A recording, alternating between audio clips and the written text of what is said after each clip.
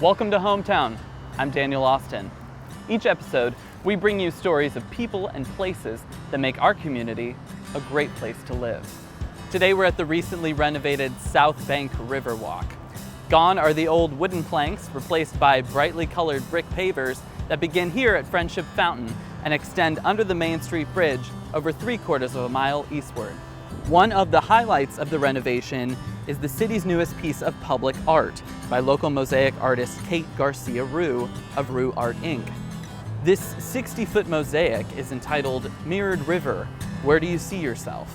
And depicts an aerial view of the St. Johns River from its origins out to the sea past Mayport. We've got some great stories to share with you on this episode. Let's take a look at what's coming up.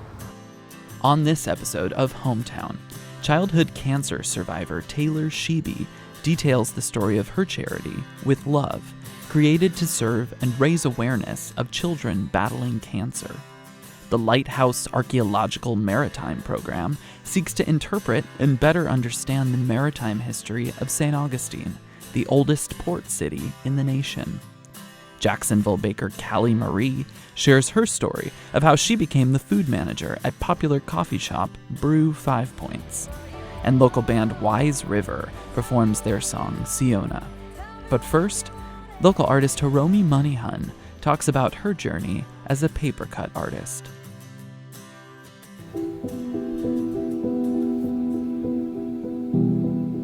My mother-in-law got stroke, and basically I was taking care of her during the day and just almost 24 hours. One day I was almost depressed, and I thought I have to do something for myself. First thing I thought, okay, making art, something, and luckily I had X-Acto knife at home and paper and stuff. So I just started making paper cut.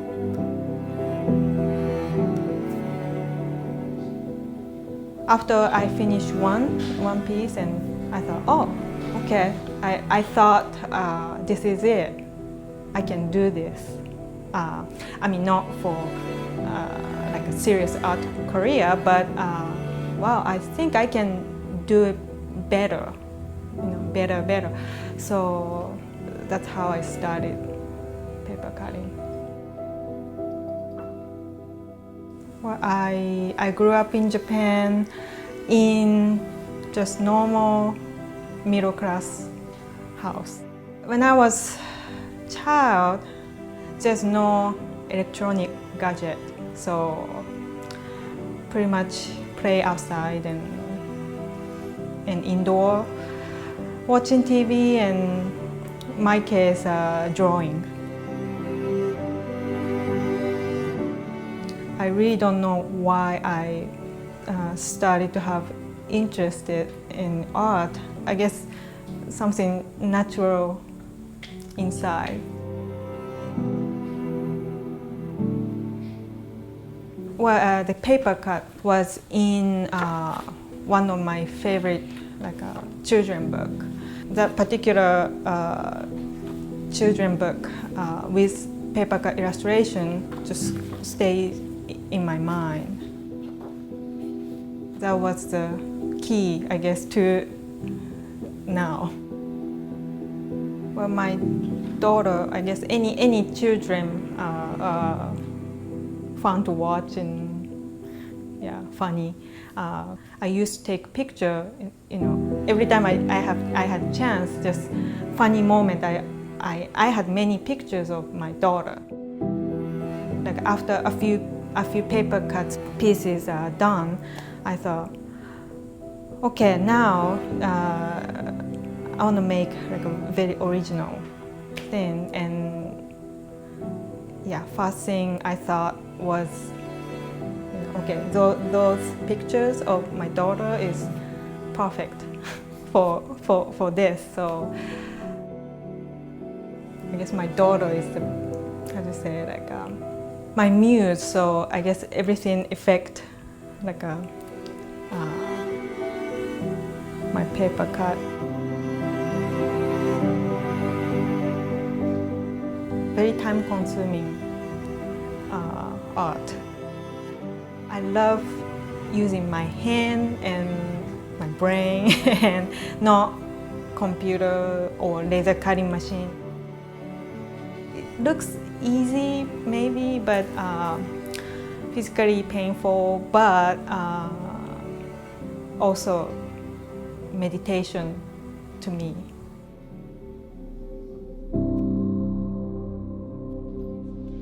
Most people said, never seen this art like a paper cut before. I see many people just kinda walk back and kinda look closer to my piece, and then realize, oh, this is something, not drawing on a wall. People say, how many papers do you use?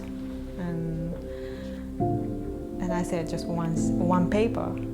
And yeah, and a few people just don't believe me. Jacksonville local artist saw my work. Immediately she made contact with Theater Players by the Sea, and I had group show there, and that was the very first show in my life. And after that show, I guess I'm really lucky. Just next show leads to next show, and just until now, I guess I'm full-time artist, and it's like a dream. I wanted to be artist, and showing my art in gallery or museum, and that's like an artist dream. Hopefully, near future goal is gonna be showing my paper cut in my hometown in Japan. I just keep making my paper cut, and if I have chance to show wherever in the world, that would be great.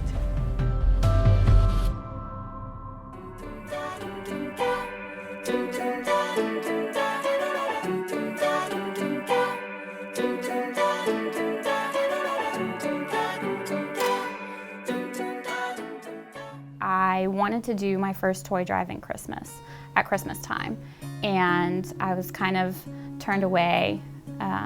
And it wasn't because they didn't want to take toys from me, it was just because Christmas is such a hit hard holiday that Wolfson's was like, we're very sorry we can't take your toys at this time, but if you want to donate them any other holiday, we'll be happy to take them. And I was really bummed out about it, and sat down and talked to my mom, and my mom was like, Taylor, you know firsthand that kids aren't just sick at Christmas time, they're sick year round. And whatever you do, you have to do it. You have to do it because you want to do it, not just because it's a holiday. So give from your heart, and we just started talking about it, and she's like, whatever you do, do it with love. So it kind of came from my mom, and it's really interesting. My birthmark is a heart, so that's where the logo idea came from. I did my first toy drive at Wolfson's, and decided that I wanted to do it as more of a permanent journey, I guess, and decided that for every major holiday I would do a toy drive to give back to local children fighting cancer and their families. When I was 10, I was diagnosed with large cell lymphoma and went into remission for a few months and was re-diagnosed again the following summer.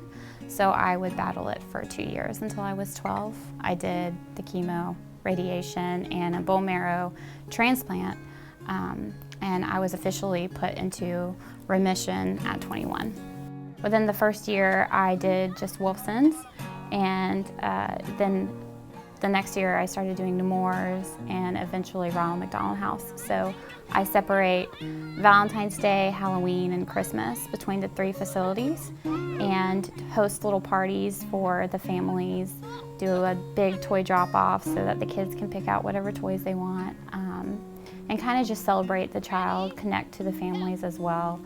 Let them know if they have any questions in terms of how a child might feel during cancer, that they're more than welcome to ask them. Of course, I'm not a doctor, so I can't give them any definite answers to medical questions, but I like to give them a sense of hope, like I said before, and also just kind of be a different perspective for them, so to be from the kids' eyes, I guess. Every child I meet has just a different story, and they're all so different. All of their personalities are incredibly different, and it's almost like they feel a void in me, each child I meet. When I can connect to the entire family, that's amazing. Just not just the kid, but the parents actually reach out to me and they're like, hey, this is what's going on. If you wouldn't mind sending out prayer requests or just sharing the story, and really that's what I want. When people see or hear With Love, I want them to not think about me and my story, but to remember all the kids and all of their faces and their battle. That's like the biggest thing for me. I know that I have to share my story for some people to connect to it, but it is ultimately about the kids. And so what I hope to leave this world with is people to be more aware of the value of each day and the value of their life. You never know what life's going to bring to you, and the more aware we can become, especially of cancer, I think that's probably the biggest thing that I want people to focus on, is the importance of each day and valuing the people in your life, the kids in your life. You never know, what could happen to them, and so when people read With Love or they see With Love, I want them to think childhood cancer awareness.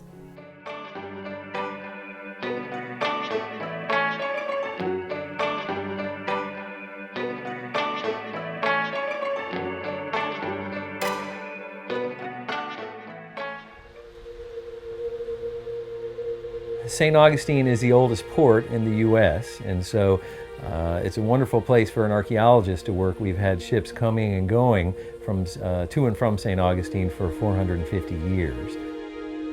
Because of our inlet, the way to get into St. Augustine from the ocean, it was always a very dangerous inlet. The St. Augustine Inlet was very shallow. It was very treacherous for ships because it changed a lot. So you would have a storm come through and the sand would move, and the sandbar that was in one place would shift over to another place. So it was very tricky in the days of historic sailing ships. The research arm of the St. Augustine Lighthouse and Maritime Museum is focused on discovering these great stories about our nation's oldest port. And we search out and find historic shipwrecks and other archaeological sites that are related to the maritime history of our region. And we are actually putting our boots on the ground, going out, getting dirty, getting in the mud, digging in the sand, being the first person to touch something that hasn't seen daylight in 450 years is kind of a neat experience, and that's what we do here. The shipwreck that we have named the Storm Wreck is probably one of the most exciting shipwrecks that we've ever discovered along the First Coast. It's one of the older ones. It wrecked in 1782, and it's very interesting because it was a refugee ship, a wartime refugee ship. And so this war, of course, in 1782 was the American Revolution. But towards the end of the American Revolution, a lot of these people who were loyal to King George knew the handwriting was on the wall. The war was going to end, and believe it or not, the most powerful empire in the world was going to lose this war. And so they began leaving. What we have with the Storm Wreck is a ship that was part of the evacuation fleet for the city of Charleston. And so all of the people in Charleston who wanted to get out of there were leaving on this fleet. The inlet in St. Augustine was so dangerous that 16 of those ships wrecked while trying to get into St. Augustine, which of course was the closest colonial port that was still loyal to King George. So it's very interesting, the wide range of stuff that we are finding that really reflects what it was like to live in the 1700s and really reflects what what you would bring if you were forced to leave your home in an emergency, in a crisis, the very basic necessities that you would bring to keep your family alive and to try to keep your family feeling like life was going to be okay, even though it was a pretty tough time.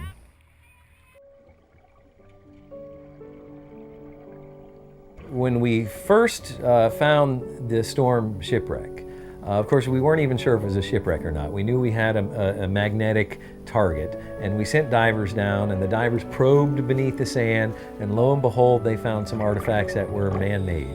We laid out a grid system underwater. So we had PVC grids dividing our site up into 1 meter square units, and we dig 1 unit at a time. And we don't dig with a shovel or a trowel like folks dig on land. We use a dredge. So we have a handheld device. It's kind of a 4-inch hose, and you can basically suck up the sand with that. And so essentially what we're doing is again, 1 square meter at a time, we're kind of sucking the sand away and exposing the objects that remain under the sand. That's kind of what it's all about for archaeology, is to expose what's down there and to very carefully record everything. Then we bring it to the surface, and in our case, everything has been rusted over. Usually you can look at an object and it looks almost like a lump of rock. And so then we x-ray the object. Then in the laboratory, once we have seen an x-ray and we know what's inside, then we carefully clean the object and chip off centuries of incrustation, and that's when we expose the object to air for the first time, really. We have also had a military presence on this shipwreck. It's the first items we found that told us that there were soldiers on board were some of the buttons. So we found regimental buttons. So these are all parts of the British Army, units in the British Army that we know were in Charleston, and so on this same fleet that lost the ships here in St. Augustine. Probably the most exciting military artifacts we found were the muskets, and we found 3 muskets in 1 field season. But when we x-rayed them, that's when the archaeologists really got excited. 2 of our 3 muskets were loaded, and that's quite rare. Certainly on a shipwreck site, you wouldn't normally keep your musket loaded all the time. Your gunpowder would get damp from the sea air, that kind of thing. So that tells us that these guys were really worried about the safety on the ship, about rebel privateers that were out there trying to capture British ships, because of course the war was still raging, the war was still going on, even though we were close to the end of the war. There's really not all that many museums that have an active archaeology program where people can visit a museum and not just see things in cases, but see archaeologists bringing in artifacts that they found from their diving that day, or our archaeological conservators who are cleaning these objects that are crusted over with hundreds of years of growth from the sea. And so that's one of the things that is really special about the St. Augustine Lighthouse and Maritime Museum. And so it's a really great way for the archaeologists to kind of stay in touch with the people, and for folks who are interested in history and archaeology to get to talk with a professional archaeologist and to see the latest discoveries.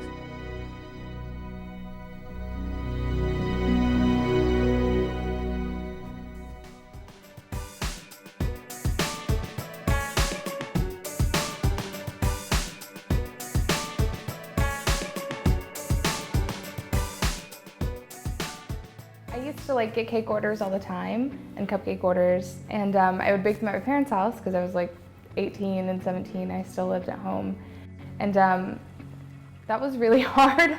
There would be days where I would drop a cake, and just because the space was so weird, or a cake would melt and I would have nowhere to put it because our freezer was full of our food, and I would be crying on our kitchen floor, and my mom would come in and be like, "It's okay, it's just cake, you're doing a really good job." And that even still today, when things get really hard or I'm God, this is so difficult, I just remember my mom being "It's just cake, it's okay, you're gonna be fine." I'll get an order for wedding cake and life gets crazy, and I'm a really great procrastinator, and I'll make it that morning and it'll be done, and I'll deliver it and I'll be wow, I remember the days where I was at home and I couldn't even make a birthday cake with my mom, and she would have to help me. So it's crazy. I don't think you realize how much You progress in a field that you really like, that you work in all the time, and then you think back, like, there were days where I couldn't even do a single dozen cupcake order, and now I make wedding cakes in a day. So I graduated culinary school and I baked for a little while at this really awesome bakery, learned how to frost cakes properly because I guess I've been doing it wrong my whole life. Made a lot of cupcakes, made a lot of cookies and bars, and but in between that, it was just a lot of like hopping around, learning as much as I can. I worked at a food truck that was really great. I worked on the Happy Go Cheese. I worked everywhere. Like, people would be like, is there a place that you don't work? And there really wasn't, because I was always trying to like learn as much as I can in that weird transition of like, I want to be a baker, but I also want to work for all these cool places, because there were never these cool places when I was growing up, and I want to learn as much as I can, and all these people are so much wiser than me because they've all started businesses, and that's what I eventually want to do. So my friend Jason was my favorite barista at Bold Bean, and he was leaving to be like more full-time at his design company. He was like, hey, I'm opening a coffee shop. Do you want to work there? And I was like, no, like, I don't want to do, I'm a baker, like, I'm not going to make coffee. But I need a part-time job, and that place seemed cool, and so I was like, yeah, sure, like, why not, let's do it. And I was just like a part-time barista at first, and I didn't realize how much I would love it, building a place from the ground up, like painting the walls, picking out the stuff that goes in the bathrooms, just being a part of some community from the very beginning and like watching it grow. I didn't think I would love brew as much as I do now, and now brew is like my whole life. I think when it comes to like passion and dreams and desires, and I think that you have to put them out there. I think that you have to like say it and make it known, and you're like, I want to open a donut shop. I'm going to talk about it all the time. I'm going to talk about it like I already own it, that it's already happening. And I don't have any money, and I don't know where it's going to be, but I'm going to talk about it like it's happening to me, because it is going to happen to me one day, because I want it that bad. I think that anyone can do anything that they want if they really believe in themselves and have a supportive group of people around them that are like, yeah, you can. You're a little crazy, but you can. And just don't listen to what other people say. Obviously be realistic, but just keep telling yourself that this is what you're doing, you're going to do it, this is what you want, and it'll happen. And how that goes, I don't know. Like, I never thought that I would get here baking whatever I want to bake, making a menu from scratch, and having the best people behind me. I didn't think it was going to happen just by saying yes to a part-time barista job. Like, I didn't think that was how this was going to go. So just stay open-minded and say yes to the opportunities around you, and absorb everything and be a sponge. Because you just never know what happens when you say yes to something that sounds crazy, and just keep reminding yourself, like, my end goal is this, and this is what I'm going to do.